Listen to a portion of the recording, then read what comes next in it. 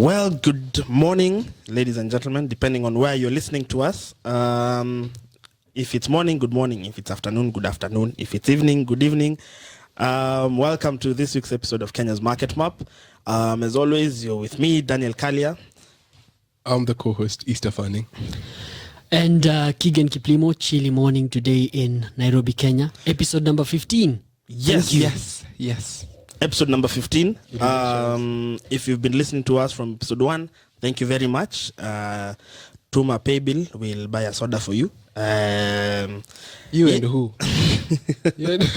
I have my able co-host here, bwana. So you're saying they should send pay bill, we buy them soda. Yeah. Till number ya soda warm, Fanta warm. No, me, I was thinking the other way. Because I've been getting a lot of guys saying, that we should have a pay bill or something. Some guys who want to contribute a little bit. Yes. But we'll look into that. Yeah. So welcome to this week's episode of Kenya's Market Map.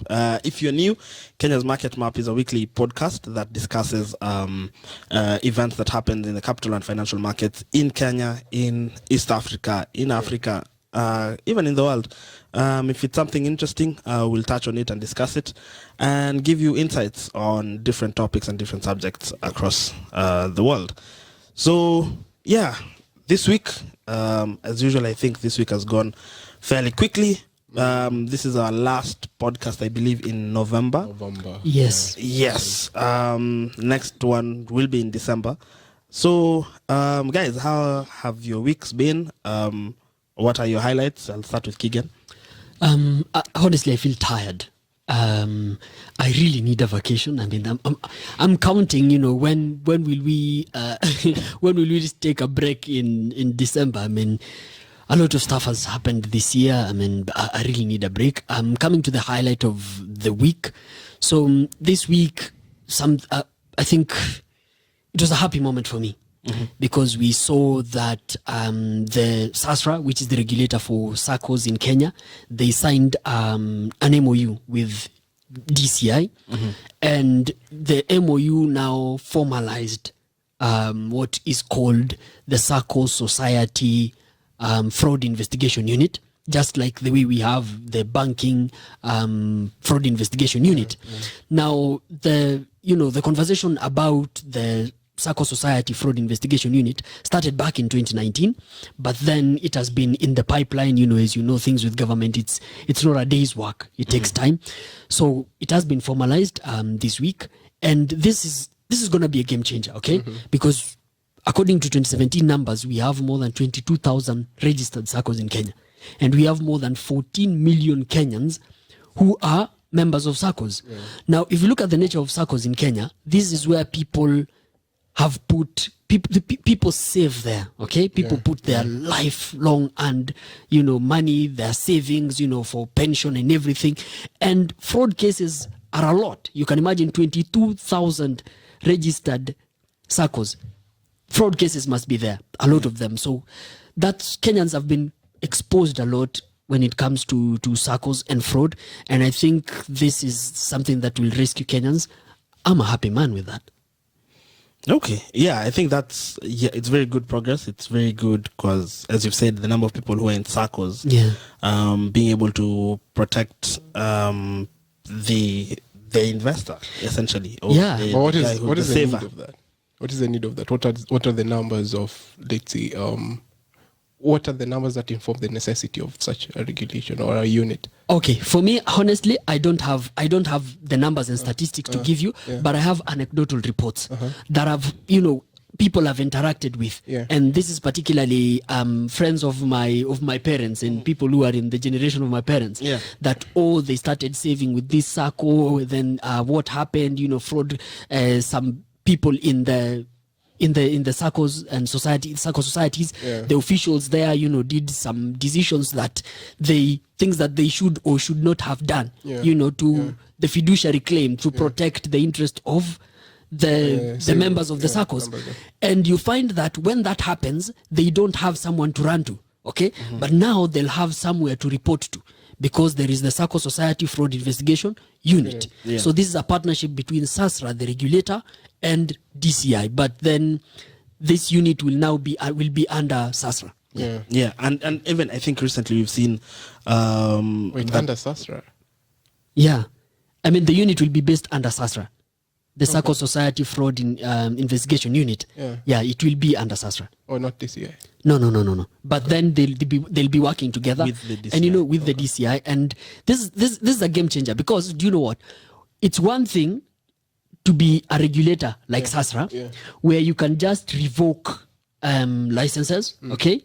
But then when it comes to now really tracking down fraud, you need capability of people like DCI, the police, where you can be able to even track someone, to find somebody who's stolen money for SACCO members, you can be able to track them, probably using their phone number or what, and be able, to find them and prosecute them. So that arm of government is really, really important. Yeah, cool. Yeah, and I think we can, for an example, I'm not saying that this is necessarily related to fraud activities, but there have been issues with a number of SACCOs in terms of mismanagement by the officials. I know you want to say Mwalimu. Let me say Mwalimu. Not Mwalimu. I was actually referring to Urithi. We've seen that they want their land is to be auctioned by Family Bank, and some of the members have gone to court to try and stop it. This is a loan that was taken in 2015 for 728 million to buy the land, and it was supposed to be paid in 60 months.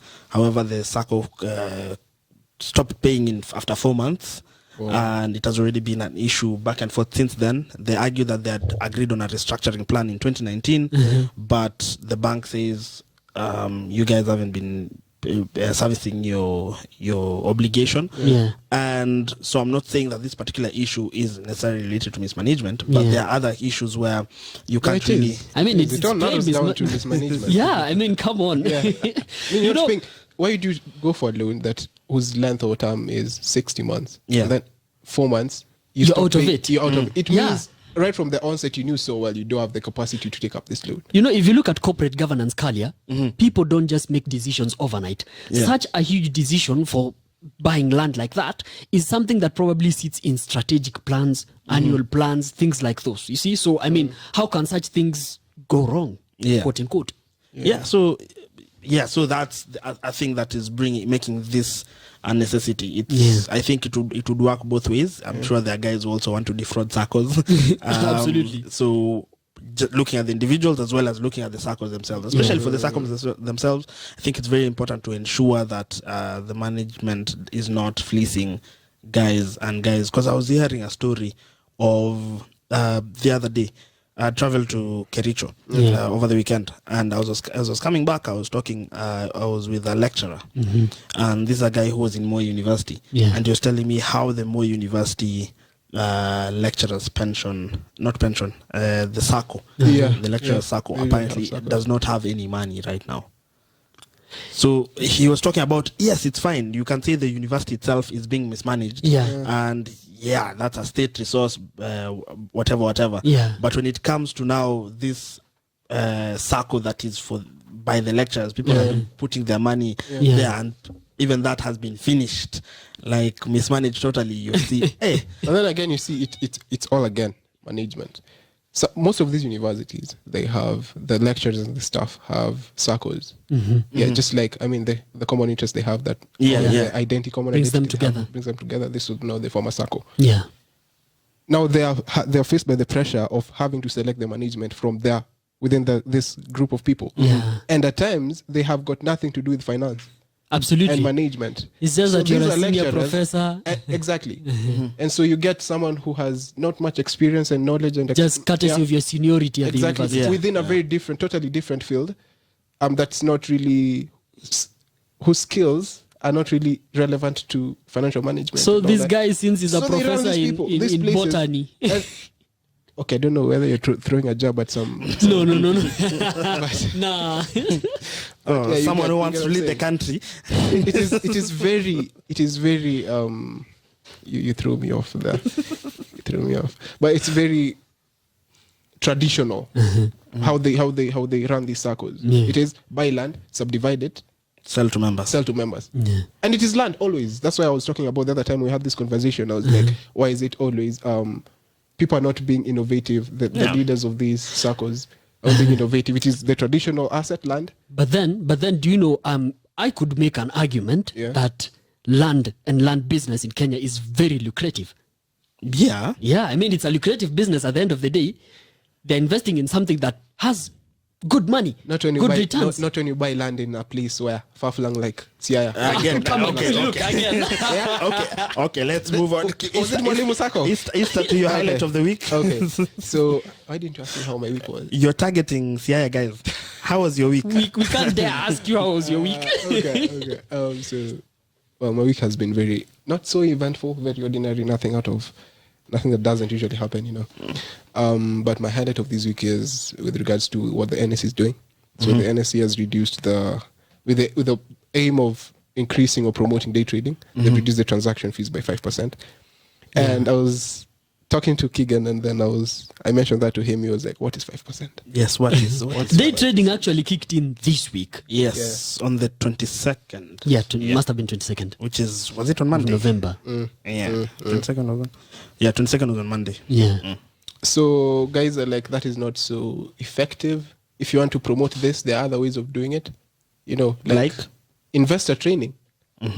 Yeah, I mean, people buy, again, you've said land is very lucrative. It's a lucrative business in Kenya. Yeah. People buy 50 by 100 almost everywhere. Yeah. If you ask someone what their investment plan is, or what the investment they pride themselves in the most, it is, I have a Kapluti somewhere. Yeah, People don't think and it's justified, Easter, because it appreciates. I did not say it is not justified. But investor training is not diversification. investor training is not going to take away the transaction costs, which is the biggest thing, because we are looking at if firms like Gangis are charging 4.96% for a round trip, or rather, if you complete a day trading transaction, as in what justifies you having to pay 5% in fees and costs? No, you see, all in. you're Even if I'm trained, man, it means the stock needs to move more than 5% for that to even make sense. Yeah. So people would take a beating. Yeah, you'll take a beating. Tell you what, Significant Kalia, I'm looking at, let me speak for retail investors. Okay. I don't know why you're discounting the necessity of trade. Yeah, investor training is good, but still, I mean, even what is the NSE aim in that? fact, the more training I get, the more I know, man, I should not participate in day trading because these costs are ridiculous. No, So, that's not the, what are you suggesting, Kalia? yeah. Cut the cost. What are they doing? Who are What did 5%? What is 5%? Echo Keegan. Okay, do you know what? For me, this is my thinking, okay? And I'm looking at day trading, and let me speak for retail investors because I'm a retail investor. Now, looking at this, I don't think there's going to be a lot of increased traction, courtesy of a 5% reduction, which, I mean, state of the bat is very minimal. Now, if you look at trading in general in Kenya, and probably you could argue sub-Saharan Africa, okay? So capital markets, investment into the capital markets, the penetration is still very low. Yeah. Okay? Sure. So even if you reduce it by 20%, still there won't be a lot of traction by meaning that new investors, people joining the trading at the bows, the day trading for that matter. Yeah. This is because there is a barrier of entry. There's a barrier. Yeah. And this barrier is not necessarily monetary. Because we've talked about people buying land. I mean, Kenyans buy a lot of land. They have money. I mean, the markets are awash with liquidity. 83 billion going into betting. Absolutely. So the barrier of entry here is simply that of exposure. Intellectual. Not intellectual per se. I mean, intelligence is relative, but exposure What do you mean to the intelligence is capital relative? markets in terms of knowledge and environment, being around people who trade, you see, and having the knowledge that, there are opportunities, good opportunities in the capital markets. Yeah. So, I mean, there's not going to be much that will happen. I mean, I'd love to see the numbers after 2-3 months from Jeff Odundo, and I bet there wouldn't be a lot of traction. Yeah, I think Safaricom was the counter that had a lot of activity on day trading this week. And they have been largely keeping the NSE alive. Yes. So I didn't say that. No surprises there, but their share price has been going down. I think they hit 36 shillings. Wait. I see two people swallowing. Wait. Two people are swallowing their words right now. I've not been checking. From Yeah. some 2-3 episodes back. Okay. I've not had. We were questioning the I had a methodology. very bad week then. 36. Okay. Yeah, Okay. yeah, No, yeah. that's very bad news, man. Yeah. Anyway, You hold ticket- Safaricom, huh? which is why it's very bad news to me. Do you want to exit? No, why? No. The fundamentals is very strong. Yeah, you still, although still worried about the Ethiopia situation. I've seen, I think, Could that be the cause of The president is at the front line. Ahmed Abiy is said actually this week that he's going to the front line. That wasn't a joke. It wasn't a joke. Okay. Why would you think the president would joke about that? I mean, okay, you're used to a lot of jokes in Kenya, but yeah, I mean, I have seen photos and videos, of him in his military regalia, and for me that was an indication that probably things are escalating to a situation that it was not before, because I mean, in quote unquote, if it wasn't that big a deal, I mean, he would be sending his lieutenants and generals. But now this looks like it's going sending a full-blown. statement. And I think the thing is because the Tigrayan forces, I think, edged closer. Before they were 240 kilometers away from Addis. Now they are 220 kilometers. And then, countries such as the French embassy, I think, has told its citizens to leave the country. Other European countries, nations are also closely monitoring. They're telling them you can voluntarily leave. I think, was it the UK was telling guys to leave as quickly as possible when there's still expatriation flights. And the other thing I was seeing, even for Bole, the flights going into and out of Bole, they have to fly out in a certain pattern. So as to try to avoid apparently a risk of attacks or missiles. It's bad business for Ethiopian Airways. Very, very, very bad business. Anyway, what was I talking? It's good that you talked about back to our stock thing. It's good that you talked about this thing being. You talked on behalf of retail investors. Now, it might not make sense for retail investors because what are the numbers? What are the numbers you're doing? 5% of the numbers you're doing, not so much. And then I've just done some quick math here. 5% of what 100 of 10 million is 500,000. Those are the kind of numbers you'd see in for these. What's the other guys who are not retail investors? Institutional investors. Yeah. So it makes sense. You just know the market for that. You don't just know the target. Come on. Come on. No, I'm not throwing shade. I'm just telling you the facts. That's different. You've thrown the whole trade. Now you take up the numbers to 100 million. That is $1 million for institutional. Those are normal. It doesn't matter. It's still the amount. Like if you're going to be that's 5 million. Come on, you cannot say a lot. 5% excites no one. Yeah, that's a lot. Okay, it's very target market. Very hard to please, gentlemen. Target market or not? Yeah. So moving. What's your highlight, Dan? Yeah, my highlight is we saw in Uganda that the government is trying to go to renegotiate with the Chinese over some clauses in their financing. Apparently, Entebbe International Airport is at risk. And so for me, I'm like of being repossessed by the Chinese. Like, should they fail to finance the loans or should they default? Should there be an event of default, then they will take over the operations of Entebbe. And for me, I'm like, our governments, man. Anyway, because this is something I'm sure people would have objected to had they been told the details of the agreement. Absolutely. Yeah. So I'm like, it should be the norm. Like, people should be told, okay, these are the terms that we're getting into. I believe, it will slow the process down, but I believe that it should be part of the public participation process. Do you know what, Kalia? Let me start from here. Number one, I have had a huge debate this week about this thing. And first of all, I want to say that I'm gonna address zero blame to the Chinese and 100% blame to the Ugandan officials. And this stretches, it's not just Uganda. Other countries, I mean, look at Zambia. Look at even this country called Kenya. Why are you looking at Zambia before you look at us? It's not just that the Ugandan case is isolated. So, I mean, 100% blame goes to the Ugandan officials. And I think I've said this before. Shout out to a podcast known as Foreign Policy. So I think sometime early this year, I was listening to an episode of Foreign Policy, and they were talking about the debt situation in Africa and the Chinese lending. And they actually featured some policy experts from Kenya. Yeah. And one interesting thing that I learned is that in those, when they're going to, when they're getting that debt from China, and there is a perhaps the biggest and the most important clause in the contract, which is you don't let out the details of this contract to the public. You know, this is a whole government. Explicitly stated. Yeah, it's explicitly stated. So my biggest issue is you Ugandan government officials, you Kenyan government officials, you see that clause and you still sign it. It's not the problem of the Chinese. It is your problem. Number two. It speaks to desperation of Number needing two, capital.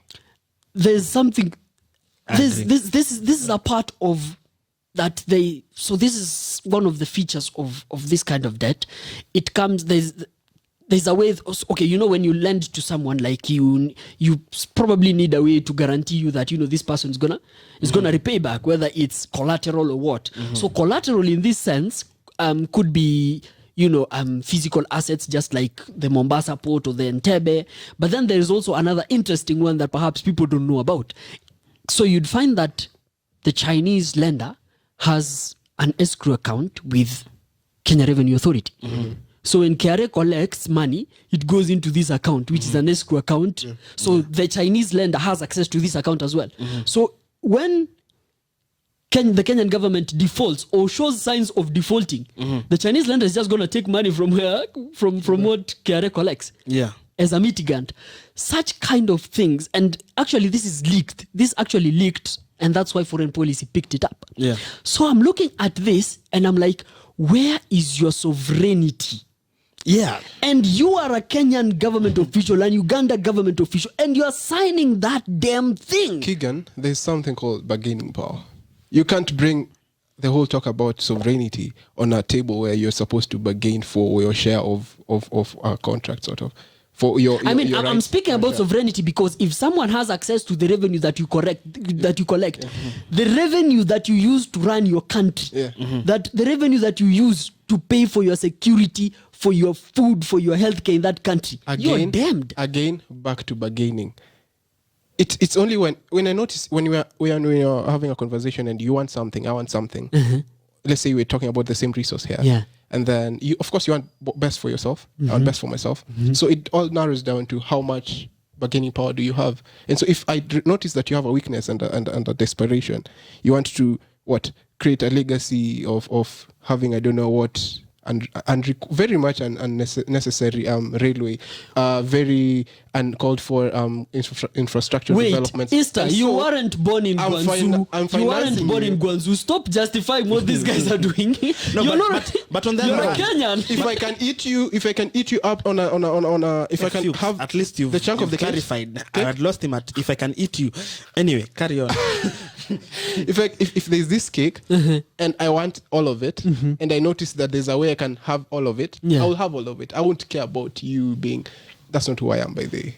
No, that's who you are, and you're trying to justify this thing. This is business. Money has been poured from Beijing. I want to give. You want money? Yeah. I know so well you don't need it. That's why I'll include these clauses in those contracts. Anyway, I think and you'll sign it because you're desperate for the money. Come on. I think that's also part of because it's known that China tends to disburse their capital quite quickly. Yeah. So that seems to be the cost of them being able to transact quickly. They say, okay, these are the terms. You agree, you get the money now. As opposed to the other, especially the Western countries and the multilaterals, which take you have to adhere to democracy, rule of law process. That are you guys doing things the right way? We need reforms here. Every time IMF comes, there needs to be reforms. China do not care about that. They don't give how a much damn. do you want? Sign. We need an escrow account with KRA. Like, I don't know if you watched what's it called, Little Mermaid. No, what's that? Anyway, Ariel had to sign off. Ariel had to sign off her voice to the witch, and then which goes off Speaking singing. of old guys, you know, KWS has given, they're celebrating 70 years and they've given, they've waived fees for persons living with disabilities and people who are above 75 years old. They can access the Nairobi National Park for free. Dan, you should check that out. Wow, what? My God. You said I threw the whole tree at you. Anyway, about the Uganda thing, by the way, we are in a very similar predicament. Yes. Our port, is it the Lamu port or the Mombasa port. Mombasa, even worse. Is at stake. Yeah, and Okay, we've seen them taking How do we know it's at stake? Is it confirmed? You see, these things are so shrouded that we normally hear it is where they smoke. It's not, you know. Where they smoke. Where they smoke. It's fine. Considering they're trying to hide it and it's leaked out in a bit, I would say that there's truth to it because we've seen with efforts to hide facts. with these efforts by Uganda to go and try to negotiate, which China have refused because they said it will set up a wrong precedent. So that just means that if you're setting a wrong precedent, it means you have other people in line. Yeah, I mean, with similar Ethiopia, terms. Kenya, Zambia. And What they does took Ethiopia over. have? And they What took does over. Ethiopia have? They took over Ethiopia, they've borrowed hugely from China. They have state assets at stake as collateral. most likely. They have the electric railway line. That was financed by again China. Absolutely. It costs like, is it a half or less of what it costs us to build? But that's a whole other different conversation. Yeah. Starting from land. Anyway, Okay. so for that whole thing, and we've seen China taking over operations of Sri Lanka, a port in Sri Lanka. Yeah. So the question is, this debt trap, which I saw the Chinese ambassador tweeting and saying, "Oh, you are labeling us wrong by saying that." Yeah. China seems to be the only country that seems to be having such clauses, or it seems to be coming just with China. I haven't seen hard cases of other countries taking up other sovereign assets. Yeah. It's just China. So yeah, it's something also. In as much as you say we should not lay blame to them, I think that's a form of predatory. It is willing buyer, willing seller. Willing buyer, willing No, seller. our willing sellers, Bwana. Our willing sellers are not acting in our best interest. Blame them. Okay.